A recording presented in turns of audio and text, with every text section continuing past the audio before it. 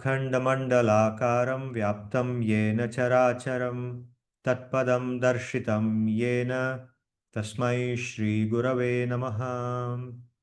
साक्षाद्धरित्वेन समस्तशास्त्रैरुक्तस्तथा भाव्यत एव सद्भिः किन्तु प्रभोर्यः प्रिय एव तस्य वन्दे गुरोः श्रीचरणारविन्दम्।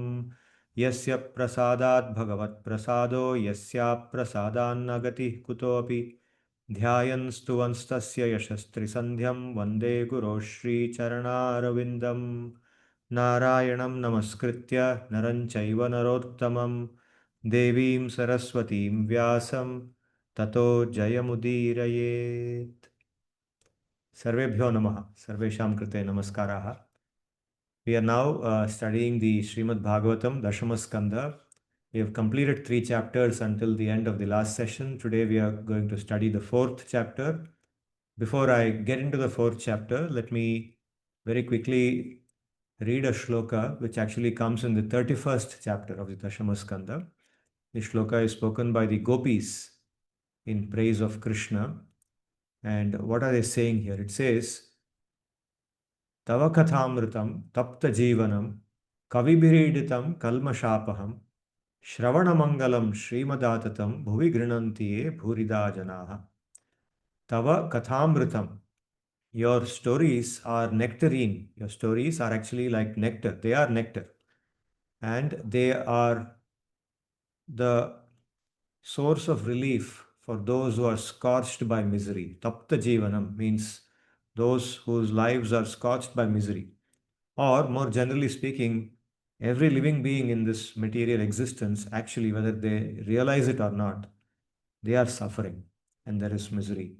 So the narratives of Krishna, narratives that describe Krishna's activities, his qualities, his nature, his coming and going, his manifestation. So these actually are the nectar which give relief from that suffering. Kavibhiriditam, they are praised by the scholarly people, the divine people, the devas like Brahma, Shiva, and sages like Narada, and all other learned people, the scholarly people. They have praised these narratives. They destroy our papa karma. Up to our prarabdha karma is all destroyed by by the narratives, by listening to these narratives. Shravana Mangalam, they're actually consumed through hearing. By hearing them, they create good fortune. They're so pleasing to hear. And actually, Mangalam also means beauty, prosperity. So all of these come when we devotedly listen to these narratives. And then it says, Bhuvi Grinanti ye Bhurida Janaha. Bhuridaha means those who are very generous, those who give abundantly. And those people, they speak about these narratives. They narrate these activities, they narrate these narratives across the world. They make them available to everyone. Srimad-atatam, and they are actually, these narratives are filled with Srimad, means they are actually endowed with Shri, that is beauty, and so on.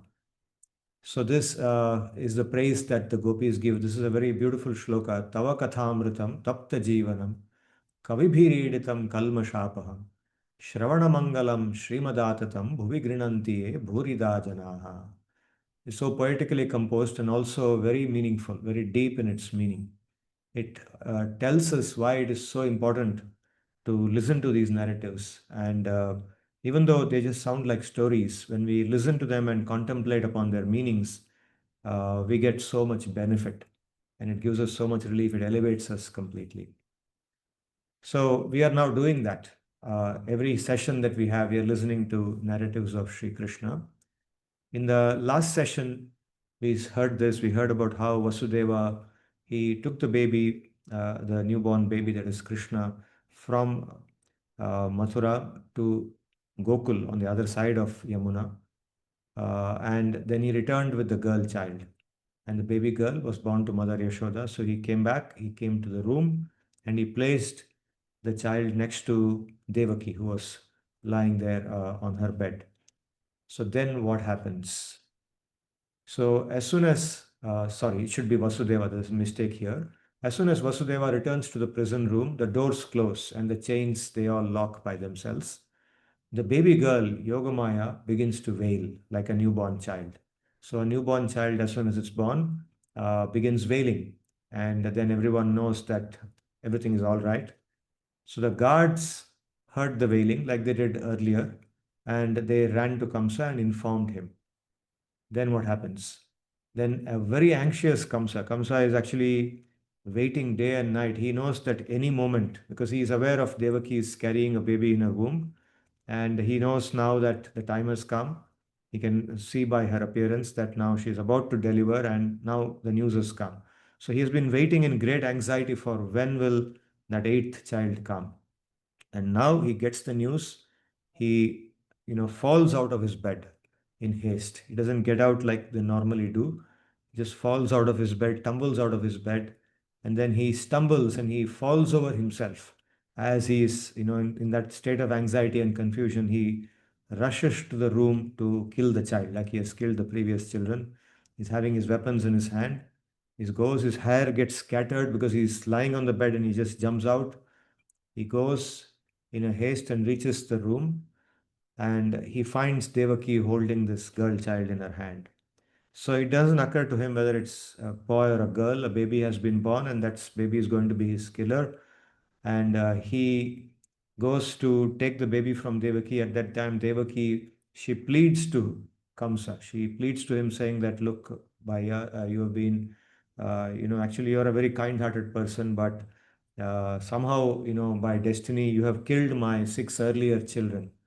And please spare this child. This is actually a girl child. It's not even a boy.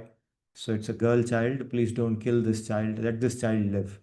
I don't have any other child. I've been deprived of my six children, and the seventh one was a miscarriage. So please spare at least this child. She pleads with him with tears in her eyes. How does he respond? So Kamsa brutally snatches the baby from Devaki's hands. He raises her in the air and throws the child hard on the rocky floor of the prison room. That's how he has killed the earlier children, by throwing them on the floor very brutally, massacred them. So he does the same with the girl child. But what happens after that? The girl does not hit the floor, but she rises in the air immediately. As you can see in the picture on the right side, that girl is none other than Yogamaya herself. She's not an ordinary human girl child. And she rises in the air and she displays her divine form. And she has 8 hands. You can see that. And she holds various types of weapons, and she's dressed in so many ornaments. She's beautiful. She's the beautiful Mother Durga herself. But now she's angry. Her eyes are wide open. Her mouth is open. She angrily screams at Kamsa. She rebukes him very angrily and tells him, look, you fool, you think that you're going to kill me? Your killer actually is not me, but is somewhere else. That killer is already born and he is safe, and he is in some other part of this kingdom. He's not here at all. She tells him that, and then she orders him that what is the use in killing babies one after the other? Nothing will happen because of that. And she tells him to stop doing that and become give up his sinful mentality. So then she just vanishes. So after this, what happens? Kamsa feels totally helpless. It was the first time something like this has happened to him. He saw that form. He didn't know what to make of it. He realized that there is something outside his control. So he's crushed. So in that crushed state of mind, he softens down and he starts repenting the past that he has done. He realizes that he is not the all powerful. There is some power beyond him. He could not kill that baby girl. That baby girl actually was Mother Durga, far more powerful than him, escaped his hands and then showed her divine form, managed to scold him also, and then vanished from there. So, realizing all that, he feels helpless. He's crushed now. He regrets the past that he has done, all the wrong that he has done. He regrets that. And in that regret, he decides to now behave properly. So he realizes that he has killed his own sister's children, babies, as they were born. So he feels bad about it. So he starts offering consolation to Devaki and Vasudeva. He first of all admits that he has been doing wrong, admits his weakness, and also his own heartlessness, lack of heart I have a very hard heart and I have been very wicked with you. And then philosophically, he offers advice to them. He feels that they must be in a miserable state. Any parent, even a parent whose child has died, not maybe just after it was born, but any time, any parent will be in a very bad state of mind. So they should be obviously in that state of mind. So he consoles them by giving them some philosophical advice. So you can see how, even though he's so wicked, he still knows philosophy. The Vedanta philosophy that he speaks here is coming from his mouth. He says the Atma actually reaps the fruits of its own past actions. So, what we heard here in the Bhagavad Gita and elsewhere in the Puranas, now he is narrating all that to Devaki and Vasudeva. He tells them, look, those six children that were born to you, yes, I killed them, but after all, unless there is destiny that they are supposed to die, they wouldn't have died, even if I tried to kill them. So actually, their own past karma has come to them. Of course, I am wicked hearted, no doubt, but you must understand that anyway they would have died. Their past karma was there to get killed, and they got killed. So they got this, that you don't think that they would have survived. But they are anyway eternal. The Atma, wherever they are eternal. They actually don't die. Only the body has died. Don't worry about it. It's our ignorance that we don't know all these things, and that's why we repent. When a child dies, we think that our child is lost, but actually, no, the child is not your child. It is actually some Jivatma has come to you in this form. And it's out of ignorance that we repent. Ignorance is the cause of this bondage. In this samsara, we exist because of all our ignorance, and we must discard it, and that's what will give us mukti. So he's speaking all very great tattva that normally sadhu people speak. The philosophers and the sadhus, they speak this. But now, despite his wickedness, he knows all these things. Theoretically, even a wicked man knows all these things, but his wickedness is deep inside. And so he's still wicked. But now, in that feeling of helplessness, he thinks he should do something good to make up for the feeling of repentance that he is undergoing. So he speaks all these things to Devaki and Vasudeva. And of course, they are far more knowledgeable and realized, Atmas. They are not somebody who needs to be told by him. They can give him good advice, but he now talks like all these things. And he weeps miserably. He weeps, and then with tears flowing down his eyes, he falls at the feet of Devaki and Vasudeva, and he begs their pardon. Please forgive me. I have been very, very, wrong. I'll never do this again. So then what happens? Devaki and Vasudeva are released. He opens the gates and he says, I have been very wrong in holding you in this prison. And he gives them a lot of love and respect and sends them to their house. So all this happens in that night where, the child was born, then it was sent to Gokul. A baby girl was brought from there. This Kamsa tried to kill it. Then he speaks all these things, and then he sends Devaki and Vasudeva home, and then he goes back to his room, thinking that maybe now I can begin a new life.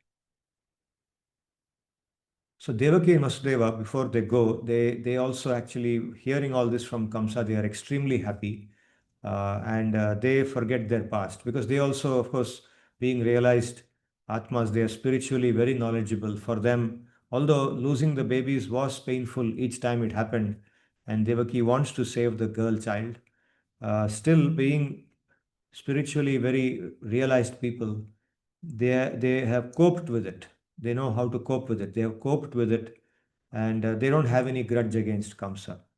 They know that out of the action of the three gunas of Prakriti, his own wickedness, the three gunas are binding him, and he's doing it. They don't have any grudge against him. They don't seek revenge against him. So they instantly forgive Kamsa. They are happy to see his transformation, and they forgive him with a lot of love, and they tell him that don't worry, you can now begin a new life, and they go from there. So next morning, now the night is over and morning comes. Kamsa is ready to hold his assembly. So he calls his ministers for a conference, and then he reveals to them all that had transpired in the night. What happens from that? His ministers, they have not seen all these things, and there's no reason for them to feel the way he's feeling. So they are very shrewd people. They are as wicked as he is. and they're completely raw and uncultured. There's no samskriti in them. See, samskriti is culture. Samskriti is what makes us think of the larger good. It makes us think long term. It makes us think about our eternal life. It is the lack of samskriti which makes us think that this world is made for our enjoyment and we are going to be here all the time. We can be, we can become God. This kind of thinking comes from the lack of proper samskriti.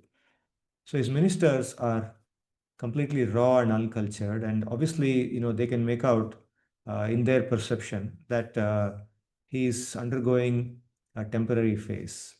So they start counseling him. So what do they counsel him? Let's read that. They tell him these shlokas. They say, Moolam hi Vishnur Devanam Yatra Dharma Sanatana Tasya cha Brahma Go Vipraha Tapo Yajñas Sadakshinaha. मूलं हि विष्णुर्देवानां यत्र धर्मः सनातनः तस्य च ब्रह्मगो विप्राः तपो यज्ञाः सदक्षिणाः. So this is spoken by the ministers of Kamsa to him. They're trying to counsel him. And now they describe who Vishnu is. Because for them, Vishnu is an enemy. Vishnu is the cause of all their misery. And their leader, they know, Kamsa, is also an enemy of Vishnu. So they say that, look, the Vishnu is the root of everything. He is the root of the Devas, Moolam. The Devas actually come from him. He is the source, he is the root. And in him resides Sanatana Dharma. So the word Sanatana Dharma is used here. Sanatana Dharma lives in Vishnu. So the Brahmanas, the cows, the learned scholars, Vipraha, uh, and activities like tapas, yajna, along with dakshina, dana, all these things come from Vishnu. They come from Sanatana Dharma. Tasmat sarvatmana rajan brahmanan brahmavadinah tapasvino yajna shilan gaschahan moha virdhugaha. Therefore, we ought to kill sarvatmana, means in all respects, completely. We should eliminate, O king, Rajan, the Brahmanas, Brahmanan, Brahmavadinaha, anybody who speaks about Vishnu, anybody who is describing Vishnu or talking about that supreme reality which is Vishnu, anybody who performs tapasya with the hope of elevating themselves and getting Vishnu, anybody who performs yajna, all the experts in yajna, the great rishis, all the cows, gascha, hanmaha, havirtugaha, especially those cows which are used to feed the yajnas. Havirtugaha means those which are giving the havi. Havi means havis. Havis is the substance like ghee, butter, and other items which come from the go, which are offered to Vishnu in the yajna. So these cows, it should all be killed. We should eliminate everything. Anything that pertains to Sanatana Dharma, which takes a person towards Vishnu, that should be completely eliminated. Vipragavascha vedascha tapassatyam damashamah shraddha dayati tikshacha kratavascha harestanuhu. So they tell Kamsa that look, the Brahmanas, the cows, the Vedas, the tapasya, performance of austerities, satyam, the practice of truthfulness, damaha, means control of the external senses, shamaha, control of the internal senses, shraddha, shraddha, conviction in the Shastra, daya, kindness, karuna, titiksha, tolerance, kratavaha, means the yajnas, the performance of yajna. These are all Harehe Tanuhu. They are all part of the body of Hari. Hari, they all reside in Hari. They all live in Vishnu. Right? So therefore, that's why we are saying this, that they should all be eliminated. Sahi Sarvasuradhyakshaha Hyasuradved Guhashayah Tanmula Devatas Sarvaha Seshwarasya Chaturmukaha Ayam vai tadvadhopayo yadrishinam vihimsanam. So this is the way to kill Vishnu. How we must, they are summarizing now whatever they said earlier. Vishnu is Sarvasuradhyaksha. He is the Adhyaksha, the administrator or the boss of all the Devas. And he is an enemy of the Asuras, who are our friends. The Asuras are our friends. So Vishnu is an enemy of the Asuras. And he resides in a cave, Guhashaya. The word Guhashaya means one who resides in a cave, one for whom a cave is a residence. So that's the literal meaning of Guhashaya. What it actually means is that Vishnu is invisible. He lives invisibly, just like somebody who resides in a cave, he is not visible to the general public, right? He's not seen outside. So Vishnu is like that. He is everywhere, but he is not seen. So he's hiding. He's afraid of us. He's hiding. And Tanmulaha Devataha Sarvaha. Devata Sarvaha, their Mula is He. He is the Mula, He is the root for all the Devatas. Along with Shiva, Seshwaraha, Ishwarena Saha iti Seshwara. So, along with Ishvara and with Brahma, Chaturmukha, Sa Chaturmukhaha. So, these Devas, along with Shiva and Brahma, for them, for all of them, the root is Vishnu. And therefore, wherever there is a connection to Vishnu, it is the Rishis. The Rishis are the ones who perform the yajnas. They are the ones who educate the others about Vishnu. They are the ones who teach how to perform yajna, conduct the yajna. And they are the bridge between this world and Vishnu. And if we are able to kill the Rishis completely, that's the solution. Wherever there are Rishis and the cows which feed them, etc., we just eliminate them. And that is the way to kill Vishnu also. Because once we do this, then all the offerings that go to the Devas will stop. So all the Devas like Indra, Varuna, Chandra, and all the even higher authorities like Shiva, Brahma, they will all stop getting their offerings. So once that happens, they will die.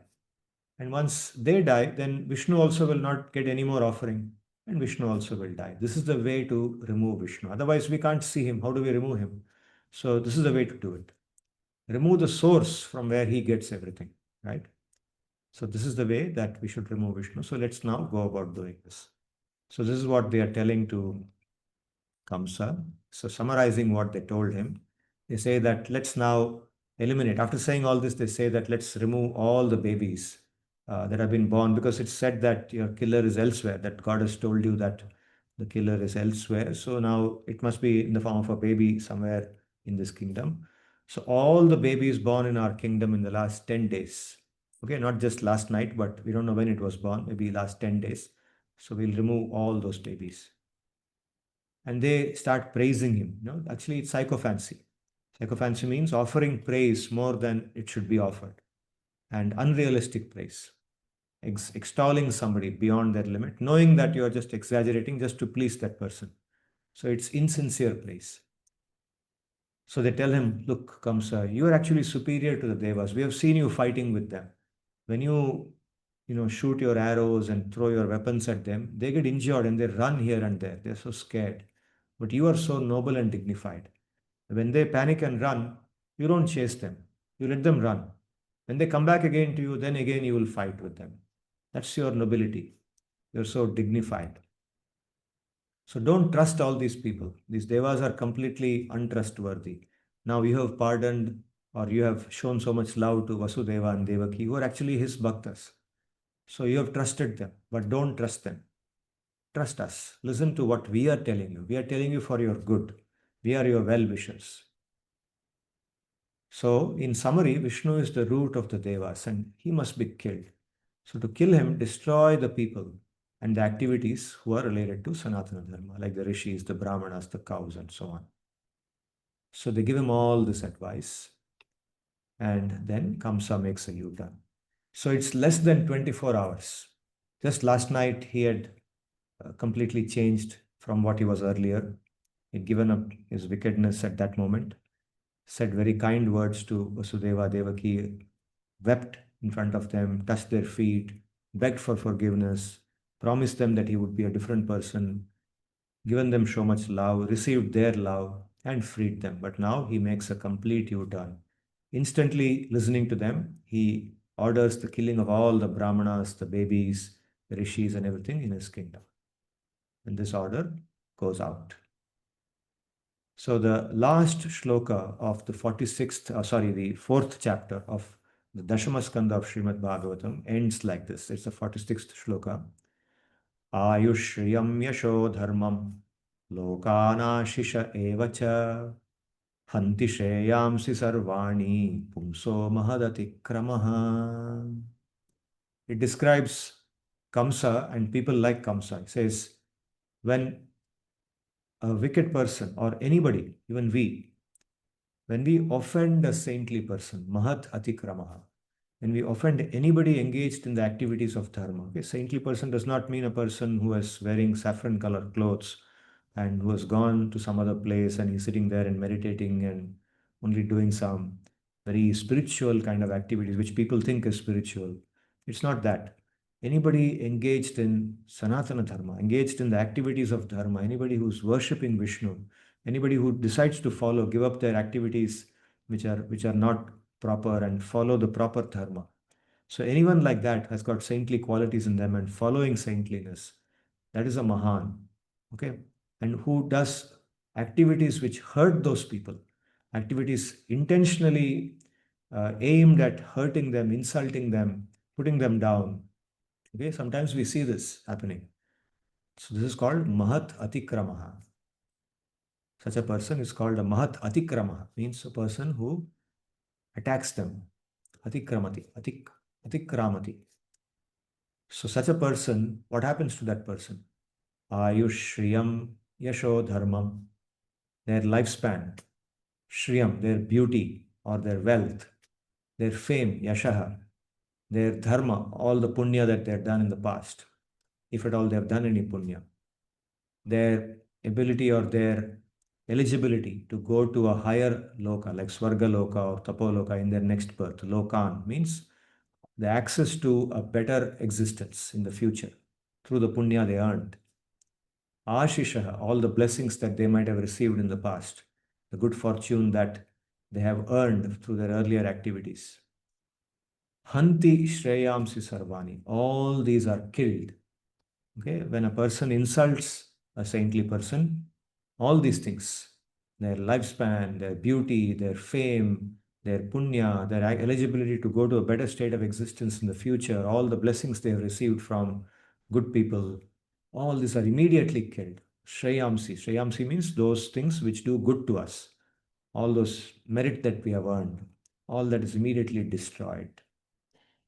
So it's telling that now Kamsa, because he is doing this, any good that he might have done, including what he did the previous night, it's gone. Everything is lost. Okay, with this ends the fourth chapter of the Dashamaskanda. Now we can clearly see that there is, of course, I'll also add this shloka before I go forward. This is from the Manusmriti. This tells the opposite of the last shloka, or rather it sort of reinforces the last shloka by telling what happens to people who do the opposite. It says, Abhivadanashilasya nityam vriddhopasevinaha chatvari tasya vardhante ayurvidya yasho balam. So the previous shloka said that those who do wrong by hurting the saintly people, they lose all the good things. Now this says those who do the right thing by serving the saintly people, they benefit. What is the benefit? Abhivadana Shilaha, those who offer their respect. Abhivadana means offering respect to the deserving people. Nityam Vriddhopasevinaha, those who are always engaged in the service of the great people. Those who are always engaged in service of Vriddha. Vriddha means elderly person. That's the general meaning of the word Vriddha. So we can take it like that too, a person who is elderly, who needs our service. Or we can take it as somebody who is mature in their knowledge, their spiritual progress, they're spiritually elevated people, the saintly people who are committed to Dharma. So to such people, upasevinaha, they do seva. So those who do seva to such people, four things, chatvari. Chatvari tasya vardhante. Four things grow for them. What are the four things? Ayu, first, lifespan. They live longer, their lifespan grows. Vidya, their knowledge, their learning improves. They're able to learn better, their knowledge improves. Yashaha, their fame increases. Fame comes to them, good things come to them. Balam, strength. So lifespan, knowledge, fame, and strength. Four things come to people who do service to the saintly people and who always offer respects to them. Okay? Abhivadana-sheelasya nityam vriddhopasevinah chatvari tasya vardhante ayurvidya yashobalam. This is what Manusmriti says. It's such a great, approach to become happy. Right? Happiness in our Samskriti is not merely, you know, some superficial practices. Okay, there's so much literature available today which tells us how to live a better life, how to live our best life, how to discover effective, living, how to be successful. There's so much success literature available. But you see, none of them goes into these very deep things. You see how it's giving you a simple route, but it's based on something very fundamental. How respect, the seva mentality. Those are the things which actually lead to real permanent happiness. And how do they give us happiness? Because of these things. They increase our lifespan. They give us, they give us things which we might otherwise be looking for in the wrong way. Things like fame, knowledge, strength. And strength is not just muscular strength, it is inner strength. The strength to cope with difficult situations, the strength to do challenging tasks, handle big responsibilities. All that comes when we do these things. So, reflecting on what we learn the quality of integrity in this chapter. We see how Kamsa completely lacks integrity. So, what is meant by the word integrity? And this is how I define it. Integrity can be defined as the extent to which one can be trusted to honor one's commitment or commitments. The extent to which one can be trusted to honor the commitments that one makes. And these commitments are made to whom? These commitments are made, first of all, to ourselves. And then we also make commitment to others. So we make two types of commitments to ourselves and commitments to others. So honoring commitment, the first level of honoring commitment comes is honoring to oneself. A commitment made to oneself. We make so many commitments to ourselves about how we live our life, about the responsibilities we take, we do, and so on. Now, if we are able to honor every commitment that we make, and if we make only those commitments that we know we can honor, okay, it has two sides. Only if you make the proper commitments or make the commitments in the proper way, make commitments in a way knowing beforehand that you can keep up those commitments. Don't make a commitment that you cannot keep up. Okay, a person who has value for this integrity will learn how to do this. They'll train themselves how to do this. Similarly, once one knows how to keep commitments to oneself, then one gets the strength to honor commitments made to others. Once you make a commitment to somebody, then you have to keep it. Otherwise, it's a lack of integrity. You're not able to keep it. And that's why, if you become conscious of integrity, then you are very cautious in making a commitment to somebody else, even to yourself. You will not make a commitment just like that, just for sounding good, like Kamsa did. Kamsa made a commitment without thinking what can happen the next day. He made a very grand commitment, but he lacks the ability, right? So, this in Sanskrit, there's no single word I could find for that word integrity. Directly, I couldn't find a corresponding word in Sanskrit, but many other terms come close to it. They are components of integrity, like nishkapatta, being genuine, not duplicitous. So, integrity implicitly has nishkapatta in it.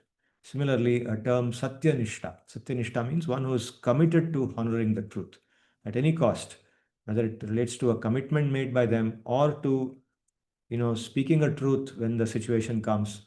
So satyanishta. Similarly, dharmanishta, always saying that if anything is adharma, I will not do it. If it is dharma only, I will do it. So satyanishta, dharmanishta, nishkapatta, all these things are components of integrity. They constitute the integrity of a person. So a question can be asked about, who are people with more integrity, who are people with less integrity. And we see in the Bhagavatam, you see, our Puranas are full of examples of characters of different types. So here now in the four chapters we have read, we have seen two major characters. One is Kamsa and the other is Vasudeva. Vasudeva is very high in integrity, whereas Kamsa is very low in integrity. And so these four chapters have been a contrast between these two characters. Of course, the subsequent chapters also we will see this contrast building up. Kamsa's very bad and wicked character, and Vasudeva's very high moral character, very, very strong dharmic character. This contrast comes again and again. Kamsa kills the six babies and momentarily feels some repentance, and he commits to not do such activities anymore. And within a few hours of doing that, he is completely lost that commitment. He goes back on his word, makes a 180-degree U-turn, and starts doing exactly what he said he will not do. On the other hand, Vasudeva, you can see he promises to Kamsa when Kamsa is about to kill Devaki that every time there is a baby which is born, I'll come and hand over the baby to you. And when the first baby is born, at the time Vasudeva is not in the prison, he could have, if he wanted to, you know, to just save the child and say that after all, I have to save the child. That is more important than keeping a promise. But for him, keeping that promise that he made, a commitment that he made to somebody, even to a wicked fellow, is more important than saving the life of that child. He made a commitment. At the time of making the commitment, I'm sure, or he is sure, Vasudeva himself is sure that he meant what he said. He didn't make the commitment only to save Devaki. He also knew the implications of that. It saved Devaki, but he knew very well, and he was prepared to hand over the baby when it came. So he had not made any plans, he did not need to save the baby by thinking, for example, any other father might have thought that, okay, now that we are free, let's just get out of this kingdom. That's the most natural thing to do, right? Like in India, we see criminals, for example. They do a lot of wrong, and when they realize that the law is catching up with them, what do? They quickly try to exit the country.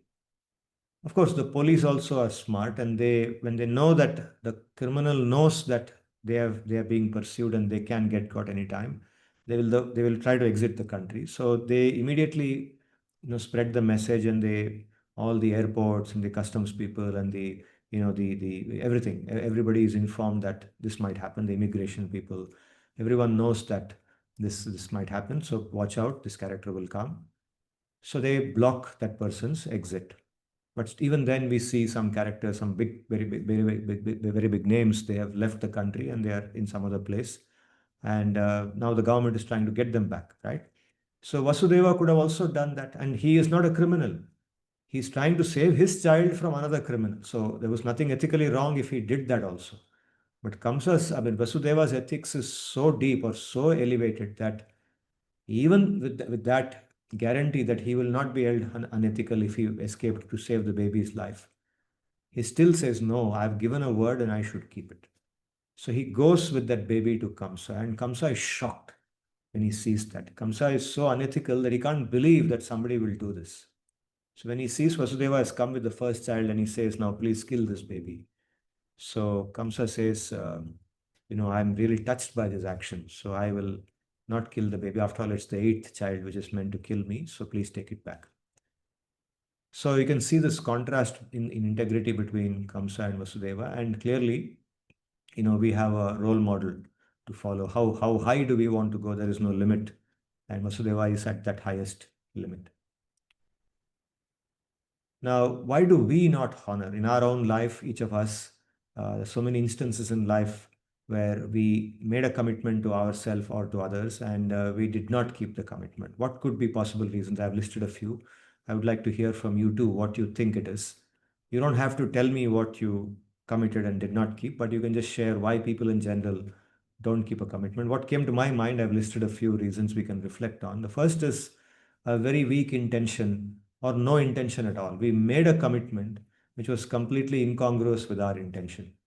Okay, we simply made a commitment because at that time of making the commitment, we got some mileage with that person. Or if we made the commitment to ourselves, it felt good to make the commitment, but we really didn't have an intention to keep it up.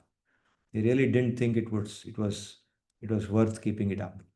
So we may meet somebody in a party or maybe sometimes in the office itself, and that person asks us for some favor. And at that moment, it feels good to say, yes, yes, yes, definitely, I'll do it for you. अरे tension मत लो यार, मैं कर दूंगा, मैं हूं ना आपके लिए. So this kind of a commitment we will make. But even at that time, we have no intention to keep that commitment. So we know that it won't matter. Even if we don't keep, it will not matter. This fellow will now go away, and let him go.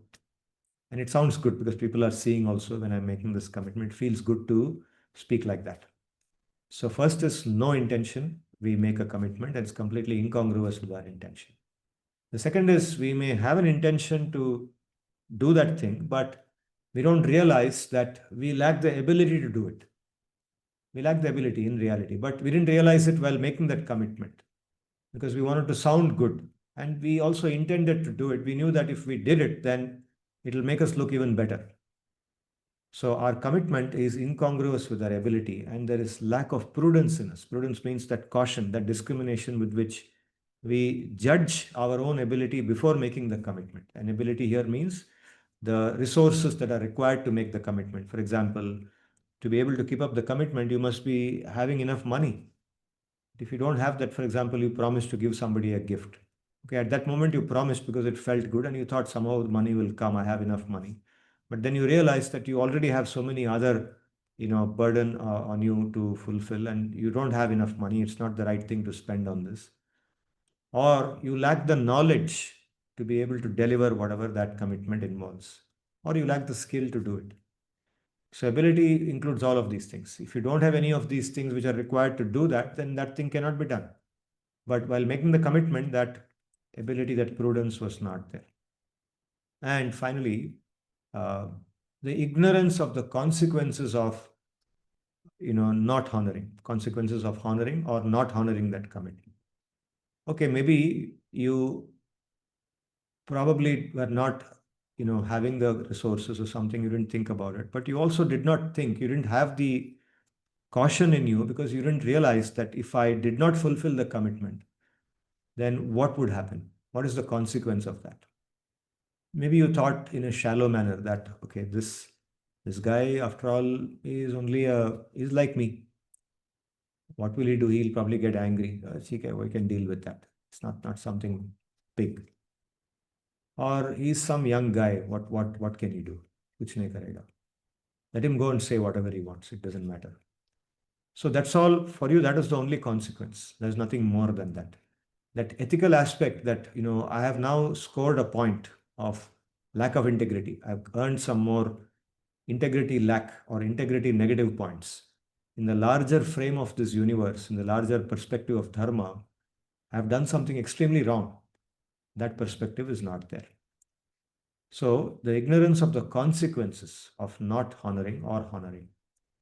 Of course, the last thing is always there, that there are factors outside our control, means that we knew the consequences of not honoring. We were very ethically, oriented. We want to follow dharma.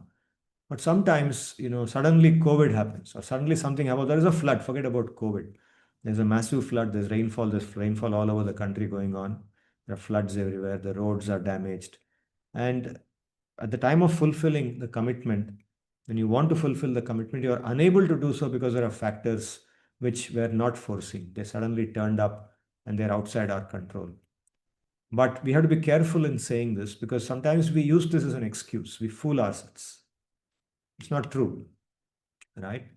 So the consequences can be thought of in a drawing also like this.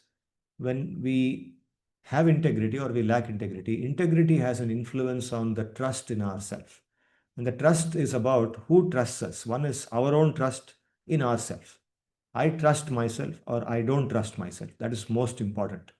We should be, real character means a person should be able to trust themselves. They should be able to back themselves. It's about self-confidence, self-esteem. It's not about what others think about it. It's about what we think of ourselves. And so lack of integrity is positively related to this sense of self-esteem, self-confidence, our trust in ourselves. Right? And of course, naturally, when we lack integrity or we have integrity, it affects the way other people trust us. If we have shown a good level of integrity in the past, then other people trust us even more. Trust is the essence of integrity, its ability to create trust or to destroy trust. So others trust us even more when we have higher levels of integrity. And when that happens, our life becomes more effective. When we have the confidence that whatever we committed, we will keep up. For example, I committed to myself that tomorrow morning I'll get up and do some exercise. I'll go to the gym and work out for half an hour. I'll do these exercises. Now, if I have that confidence in me, that trust in myself that I can keep up that commitment, then next morning I will do it. I'm more likely to do it. But if I lack that trust in myself, I have a low level of integrity, then next morning the mind will give an excuse and I will become a victim of that excuse. The mind is just like the ministers of Kamsa. If I am like Kamsa, then the mind for me and the thoughts which that such a mind produces are just like the ministers. And just like the minister says something and Kamsa listens to it, he forgets all the considerations of morality and dharma there, and he just gives in. And so we also do. Our dharma goes for a toss, and so whatever we promised to ourselves about going to the gym is now gone to the dust. And this could apply not only for going to the gym, but for committing ourselves to a study. Many of us are students doing our doctoral work here. Some of us are doing our PGP studies. Some of us are in jobs. So we have a commitment to certain activities like studying or doing something connected to our work, and that effectiveness goes for a toss, become ineffective. And that ineffectiveness in turn hits our confidence very hard. We become weaker and weaker inside, inner strength, inner, that sense of togetherness, sense of the feeling that I can do it, I can do challenging things, I can do whatever I've committed, that comes down, and that in turn hits our integrity. So this is a feedback loop, and you can see this feedback loop can be reinforcing in nature. It is reinforcing. It reinforces integrity. Integrity reinforces itself through this loop. If we consciously work on protecting our integrity, it will grow over time. But if we don't do that, if we don't care about it, then it will diminish over time. So that's why it's called a reinforcing loop. It will reinforce either way. It will reinforce positively or negatively. Either way, it's a reinforcing loop. So this is a very important learning for us from the observations we made about Kamsa and Vasudeva. As we did these first four chapters, as we end the fourth chapter, we meditate on how, unless we transform our character, there is not much benefit in just listening to these stories. And each story we listen to, each narrative that we listen to, should lead to that internal reflection, which can help us elevate our character day after day. Every day, a small improvement leads to a huge improvement over a period of time. So, with these words, I stop and I am eager to hear your comments. Please share with me your thoughts on integrity or ask me any questions that you have in mind. I'll quickly unmute you and then we can open up.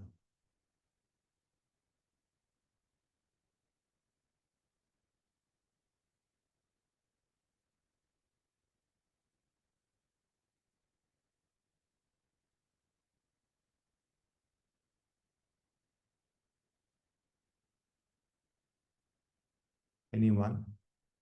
Feel free to share with us your experiences with your own integrity. Um, have you had high levels of integrity? Of course, you don't have to reveal to us that you made mistakes and so on, but any reflection on integrity from your side is welcome.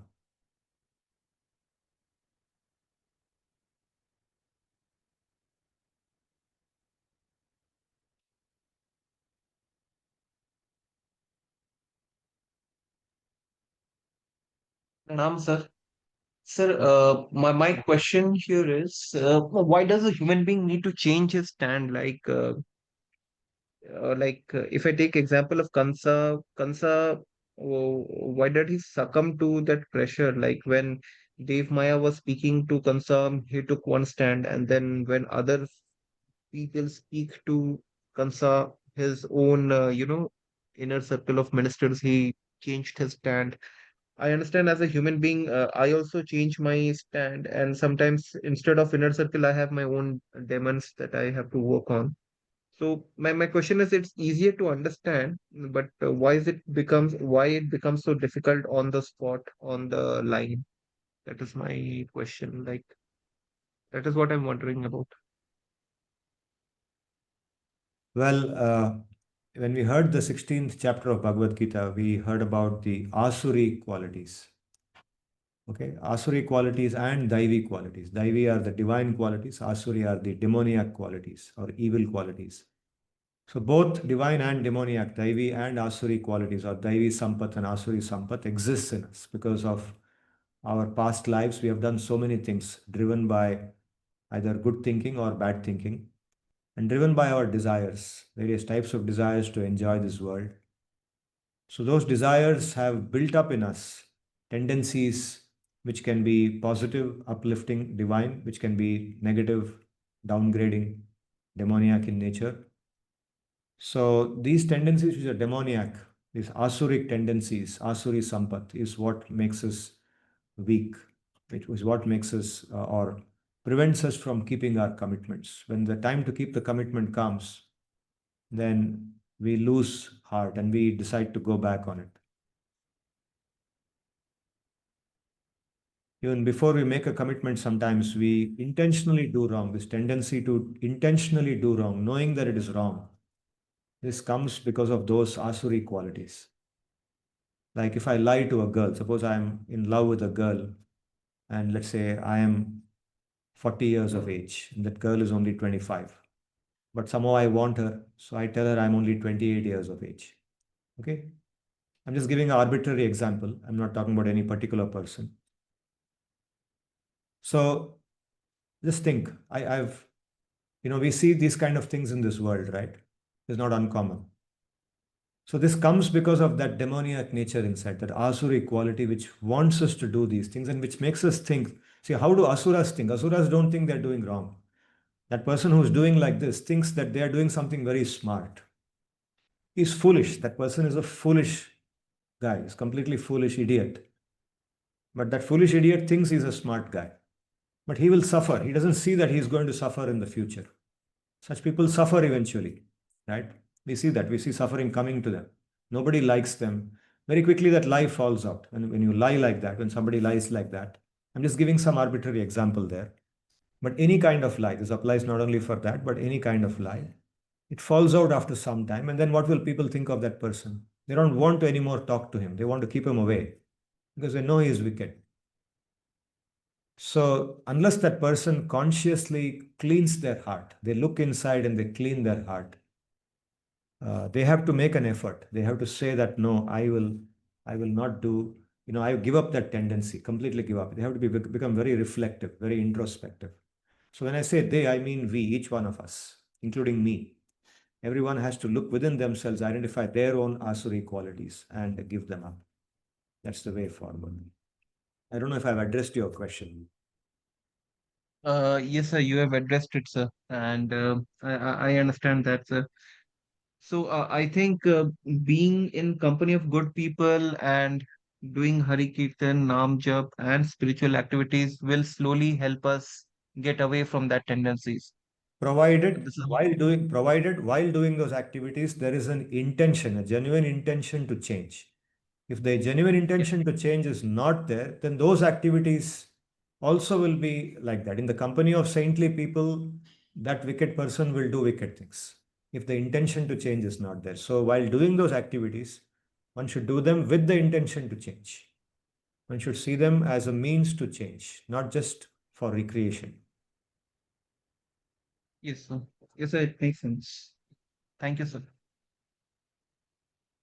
In my own life, I have witnessed people in saintly organizations, people dressed as saints, talking like saints, but doing wicked things. Because the intention to change is not there. When they sit on a, you know, when they sit and speak, they speak very saintly things, but there is so much wickedness inside. There's so much hatred inside. And the intention to give up the hatred also is not there. So they continue to do bad things. I'm talking about a few people. Not everybody is like that. A lot of good saintly people also are there with genuine intention. So many people.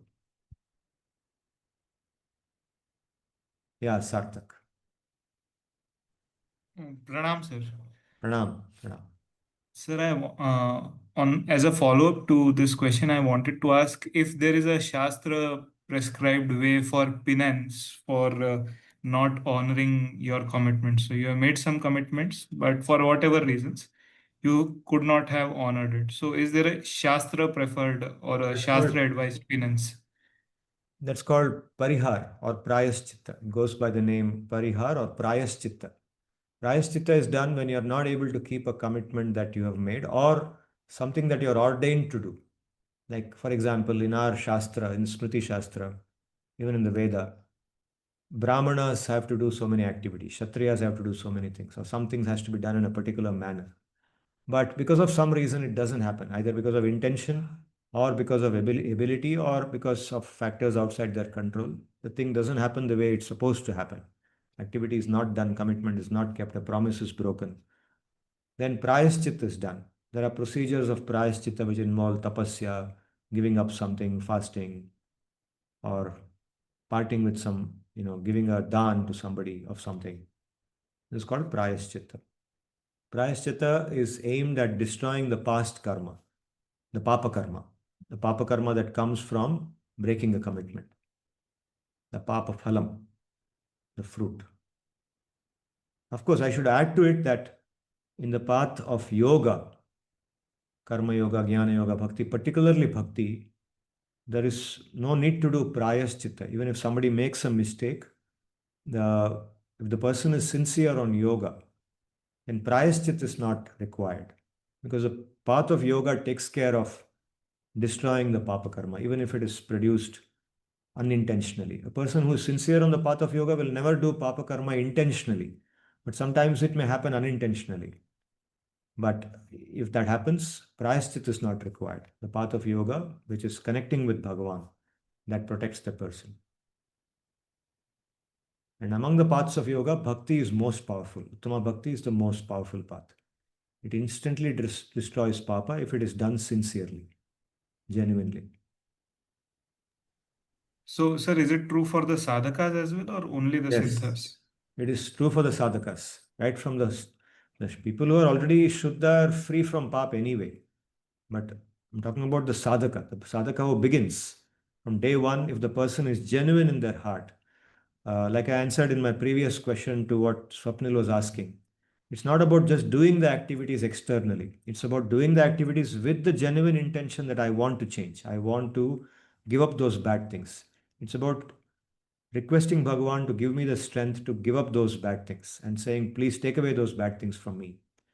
With such sincerity, when it is performed, then even for the sadhaka, right from the day one, even for the very novice sadhaka who has that shraddha, this will get destroyed. All the pap gets destroyed. And the person can feel it also. Their mind becomes very peaceful. They start feeling that luster in their body. They start feeling the brightness in their life. Immediately they start feeling it. Yes, sir. Thank you, sir. Sir, this brings me to another question. So, we have in our Bhagavad Gita classes studied that the intention of the activity is what matters more during the production of the karma phala. So, that kartrutva is the key factor, basically, creating the punya karma or the papa karma. So, I just wanted to know your opinion that, see, we have all these karma phalas generated during our waking aspect of our life. But is it also true for the dreaming aspect? Because therein again, our mind takes some decisions. So is it like that the karma phala of the dreaming stage is manifest only in the other dreaming aspects, and waking, the karma phala of the waking ones are manifested only in the waking? So there is this, what to say, containerization between the two aspects, or is there any karma phala produced during the dreaming aspect in the first place? So anything like that? To my current knowledge, my knowledge at present, the karma phala is produced only in when we are in Jagrati state and not in Swapna, because we don't hear any example. In all the katha I have heard where Papa or Punya is narrated, all the Papa or Punya has been attached to situations where that person was in Jagrati and consciously did it in the state of Jagrati, not in the state of Swapna. So from that I conclude that uh, in Swapna, even if intentionally somebody does as something, then that doesn't earn any papa or punya. There's neither punya nor papa. So in Swapna, for example, if somebody does some great dharmic activity, then also there is no punya for that. Similarly, papa. for doing something very wrong in our swapna stage. It's only in the Jagrati state what we do creates papa or punya. That's what is my current understanding. But if in the future, if I discover elsewhere in the Shastra something like this is mentioned, I can revise this. But as of now, this is my understanding. Okay, sir. Thank you. Thank you, sir. Okay, Rohit has posted a question on the chat. This is not an integrity, but an observation on how important it is to understand the intentions of those who advise us or even wish us well. Similar to how Shukracharya planted hatred against Vishnu in Hiranyaksha and Hiranyakashipu, to them he was their Kulaguru, so they took his advice without deliberating on it, made worse by the absence of Daivi and Gunas in them. Yeah. I wouldn't say Shukracharya planted hatred against Vishnu in them. He himself may not be having hatred against Vishnu as such, at least to the extent that they have. He's just a great rishi, a muni, and he's advising Hiranyaksha and Hiranyakashipu according to their intentions. They have hatred in them against Vishnu. So he being their guru, he's playing the role of a guru. As a guru or a brahmana who is assigned that role, that responsibility, he is doing that. Just like a teacher of any subject here, if a person approaches them, the student approaches them with doubts in that subject. Now, students may have a bad intention to use that subject, use that knowledge in some bad way. But the teacher himself has no intention to do that. I mean, by himself, Shukracharya would not have mentored Hiranyaksha, Hiranyakashipu to go and harm Vishnu or try to kill him. But knowing that they want to, have a fight with Vishnu or they want to fight with the Devas, as a guru, he does his job of advising them and telling them how to do it. He happens to be on that side. So your question is about the intention of those who advises or wishes well. Yeah. So I think the intention is from the person who is doing the thing and not from the guru itself. At least in this example. But if there's a guru who advises us to do wrong and then wants us to do wrong, and should we take that or not? No, we should not take. Regardless of whether that person is our guru. When we see there is a person in the level of a teacher, and we are able to make out that that person is telling us to do something that is really wrong. If we have a doubt, we can express the doubt to our guru respectfully, or we can also check with somebody else who is like our guru, somebody equivalent to him, and politely cross-verify. We can discuss with other people who are also knowledgeable to see if our understanding is correct. And then we don't have to do. There is no offense in not doing such a thing.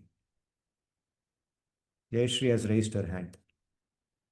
Jayashri, what do you want to say? Regarding Sarthak's question, Yeah. like we have this shloka, no, where we offer all our karma to Shri Krishna or Narayana. Kayena vacha manasa indriyaihi va. Kayena vacha manasendriyaihi va buddhya atmana va prakrite svabhavat yat karomi. Okay, so there we are offering all karma which we have done through our body, speech and mind. So the mind is still active, no, in the swapna state. So whatever we do in swapna stage also has karma phala.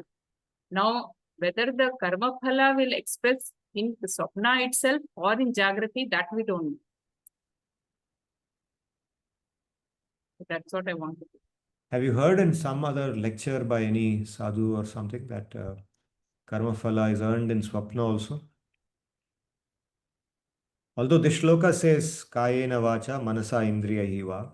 Yes. And this But are you inferring only from these words, or have you heard in the Shastra? Is there a mention in Shastra or examples of people who have earned karma phala? I've heard in some lectures that whatever we do in the Jagrati state, that only comes in some form or the other in the Swapna state.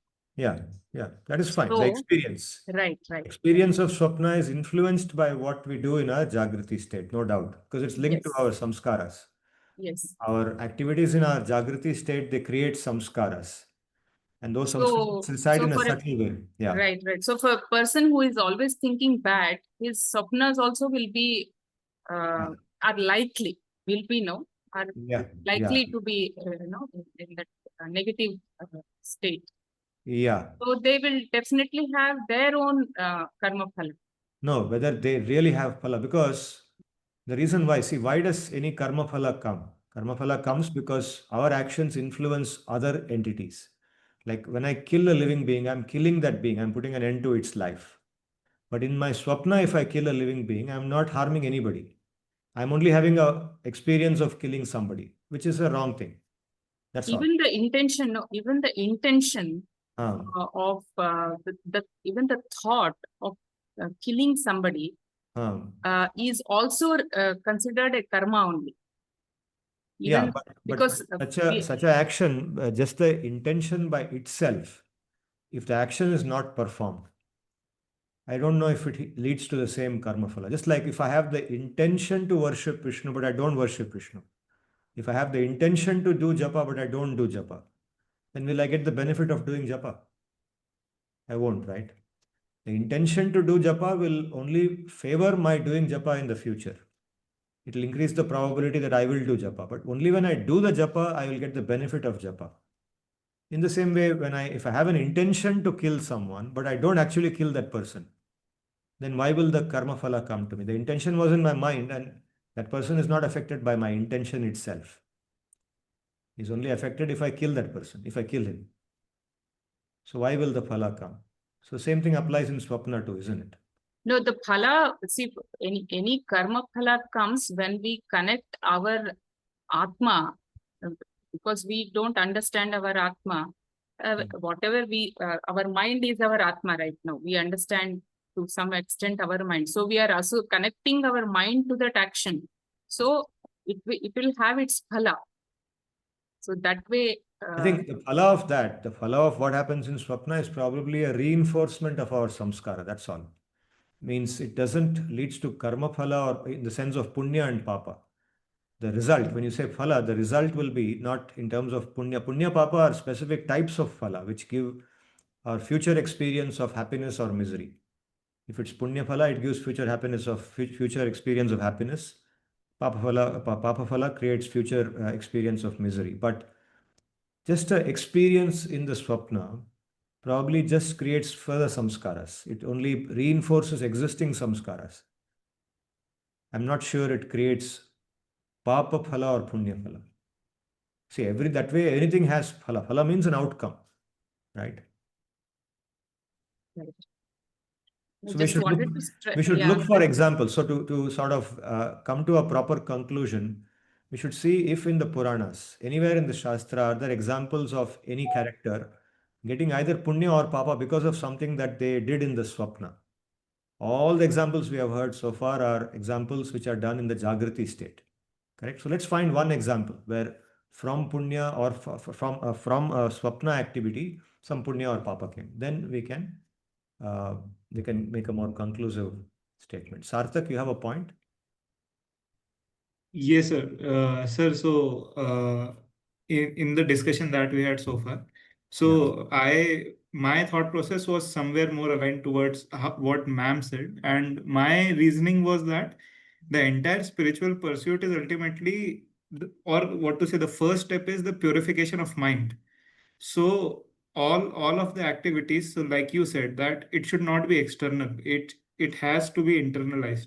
So in fact, even the Shikshashtakam, the purification of mind is highlighted. Cheto Yes. Darpana Marjanam.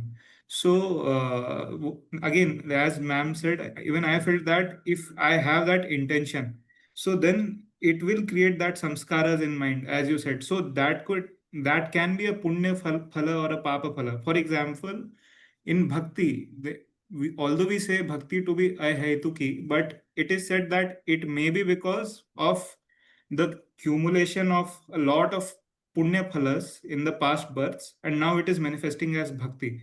So now this bhakti is again ultimately a state of mind and may not essentially reflect in externally, as in Sudama did not have much material wealth earlier, but the Pandavas were born in royalty. So things like that. So that is why I was thinking on the lines like ma'am was saying.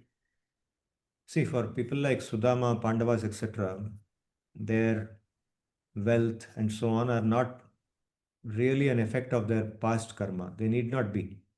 Because these people are Nitya Parshadas. They are eternal associates of Bhagavan.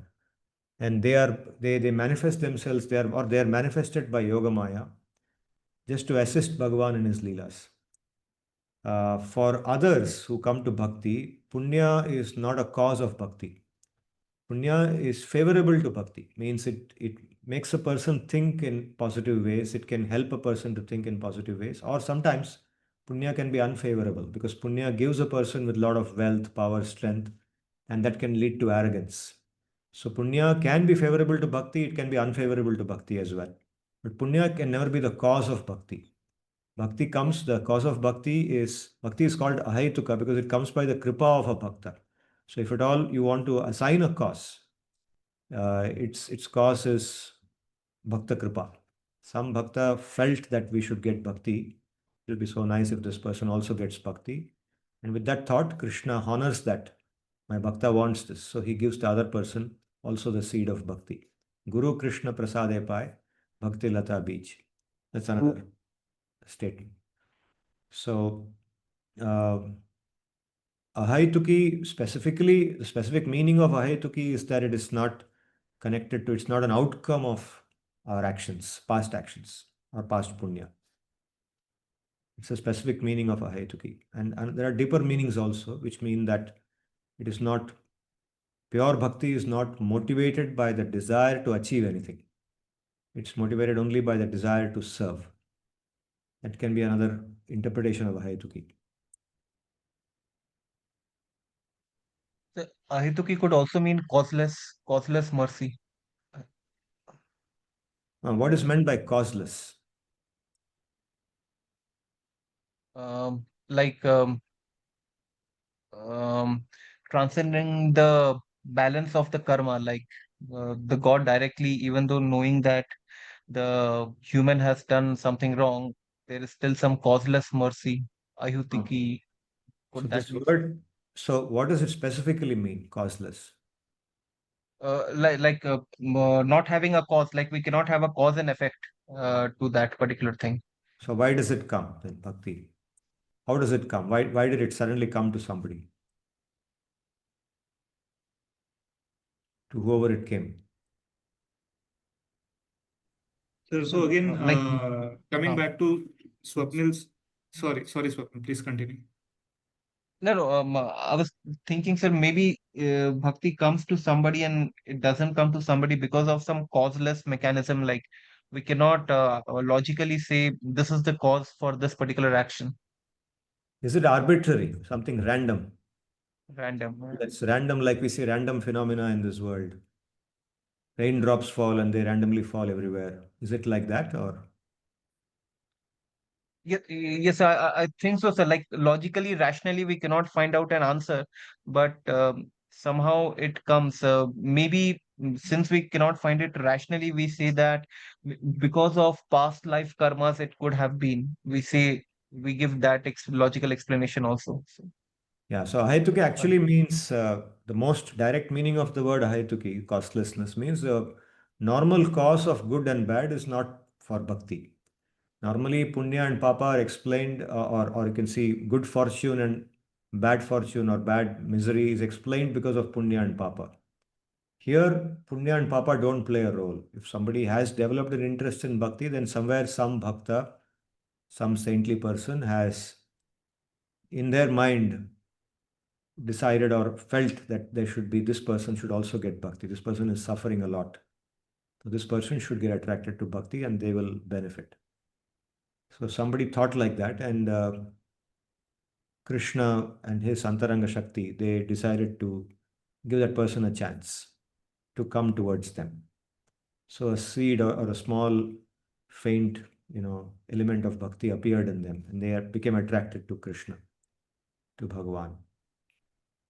So cause is still there. There is a cause that, Guru Krishna Prasade Pai Bhakti Lada Pij. Guru Kripa, Krishna Kripa, we say. So in that sense, there is a cause. But there is no punya papa in this. There is no punya as a cause. Punya is not the cause of bhakti. That's what is the most direct meaning of ahetuki. So, sir, is there certain type of punya that maybe that becomes the cause for kripa of a guru? No, no, no. Kripa of a guru just comes spontaneously from the guru. The guru's nature is to be a kripalu. The guru is a kripalu by nature. So that's why going to a guru and offering service to the guru, unconditional service. Unconditional means that not expecting any return, any material return, that he will give me attention, he will appreciate me. What do many people want? They want the guru to say that, "Hey, bahut acha ladka hai, nice person." The guru should tell that in front of others, then this person will feel, good. Everybody knows how good I am. So without any expectation, just serve the guru for his benefit. So when guru is pleased, then automatically, because the guru is a kripalu by nature, his kripa, we attract that kripa. His glance falls on us. The guru in his mind thinks, okay, what a sincere person this is. He deserves to get bhakti.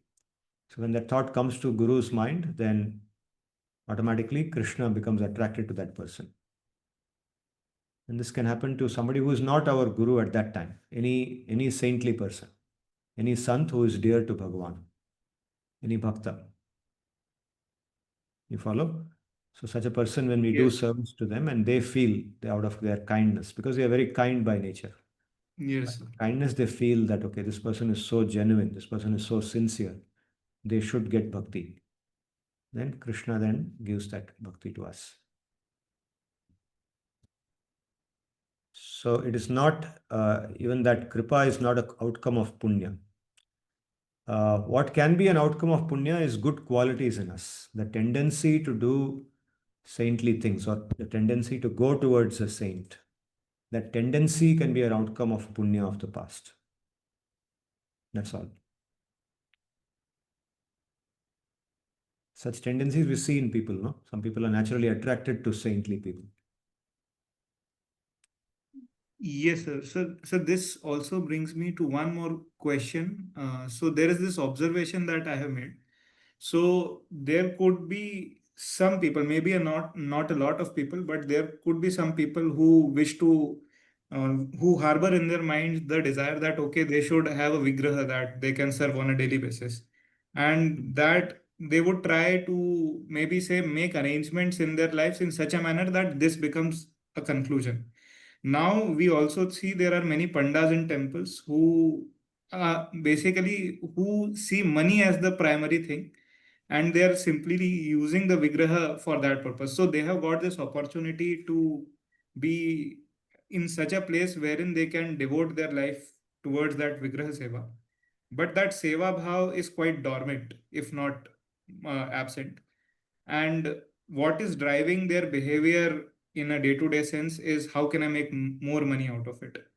So they have got into this place because of such punya, but they have failed to curate their mind in the correct orientation, or how is it, how is this arrangement then into place when you have gotten such opportunity but you don't look at it right now? I don't know really. I don't want to comment on pandas. I don't want to comment on them. Yeah, they have got the opportunity to do seva. Well, all I can say is let us not be like them.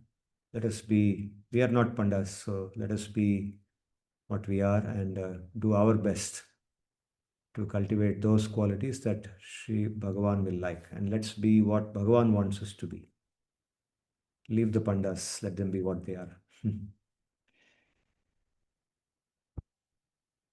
Yes, sir. So, but in a generic sense, how do I not make the same mistake? As in, if I've got some opportunity, so instead of looking what I have right now in my plate right away, but still I'm looking elsewhere. So, how Don't to do it. develop that viveka? How to develop the Viveka? I don't understand the question really. What is there? You know everything now. You know all the tattva, just do it. That's all. No, Don't, basically, don't do what the pandas are doing. You know what the pandas are doing. Don't do that. Just do what you are doing. Do your dharma, do your sadhana, follow what your guru says sincerely. We've discussed all that. What is there to worry about? Why look at pandas at all? Don't look at them. Subhashish wants to say something. Sir, actually, I had raised the hand to share an example about the integrity thing which you had asked, but I can share that later, no problem, sir. No, you can share now, please. I don't know if Sarthak's question is over or you have something more to ask, Sarthak. no, sir. I was basically asking in a generic sense. So if you have something which is of some good value, but you are not able to measure that value. So in that sense, I was talking about, not in some particular specific case. Okay. Okay. Fine. Subhashish, yes. Yeah, sir, I actually wanted to share an example about a working colleague of mine about 4 years back, which I had seen in an organization. And in that context, I thought the definition that you shared in terms of about the commitment that is made to oneself and made to others and how the person lived up to it was very real. And when you mentioned this definition, I thought this is a very strong example which helps validate that. I thought I'll just share that. So I had a Yeah. colleague of mine, sir, who as we know that normally in many Indian companies, sir, 1st April, 31st March is the financial year and the appraisals happen during that time. So this colleague of mine had a great opportunity and moved on from the present role. But being a part of the HR leadership team, so we used to have a calibration exercise where in terms of different people will nominate people for the top ratings. And finally, sir, all the senior leadership would have to come to an alignment for the rating of a particular person. Now, this person's last date was 28th March. That essentially meant, sir, however, what happens is while we were supposed to finish the calibration meetings by that time, it did not get finished because of certain priorities of some people not matching. That essentially meant the calibration meeting in which she should have been a part of, she had to miss out on that. And she had kind of in the earlier pre-meetings with the leadership teams, she had very clearly talked about the commitment that she had made to the team in terms of what they had done, and she wanted to share that with the larger HR leadership team so that justice could be done. And she made us very strong case with all of us saying that come what may, whenever it happens, I know that I have not gone to the payrolls, but I will really appreciate if I'm included in the calibration meeting when it happens. So I had in close to 2 decades of experience, I had never seen such commitment because she could have easily not done this. But in the month of April, and when it happened around 14th of April, she was in a different company by that time, doing very well. But the way she came out in that meeting and stood by the reportees of her team and made a case for what was the correctly deserved thing, because without her, others would have known, but the same, like the visibility, what she was able to do for the team, I think it was something she could have easily not done with. In corporate setups, frankly, sir, I have not seen people taking that kind of ownership. To my mind, it was a very refreshing thing, and I think it is just something that is just stood out actually in a private sector organization where technically she could have just told the reportees that I have done this and all of that, but being a part of that calibration exercise and to follow it up when the final rating was communicated, she again joined the HR head in that communication. To my mind, I think it talked a lot about the commitment she would have made to the team and to herself. And and this exactly fits the integrity definition that you talked about in real life in that sense. I thought I'll just share that. Thank you, sir. Thank you. That's a very good example. Thank you very much. Yeah. Somebody who need not do what they did, but they still did it. That's their sense of integrity. Very good. Excellent. Thank you all. I think we are almost near the closing time. Anybody has anything very quickly to say or to ask? Or shall we close for today? Okay, looks like there's no further question or comment. So Let me chant the Antimangalam now. Please join me. ॐ स्वस्ति प्रजाभ्यः परिपालयन्तां न्यायेन मार्गेण महीं महिषाः गोब्राह्मणेभ्यो शुभमस्तु नित्यं लोकाः समस्ताः सुखिनो भवन्तु हरे कृष्ण कृष्ण कृष्ण हरे हरे हरे राम राम राम हरे हरे हरे कृष्ण कृष्ण कृष्ण हरे हरे हरे राम राम राम हरे हरे हरे कृष्ण कृष्ण कृष्ण हरे हरे हरे राम राम राम हरे हरे धन्यवादाः नमस्काराः. Thank you for being a part of this session.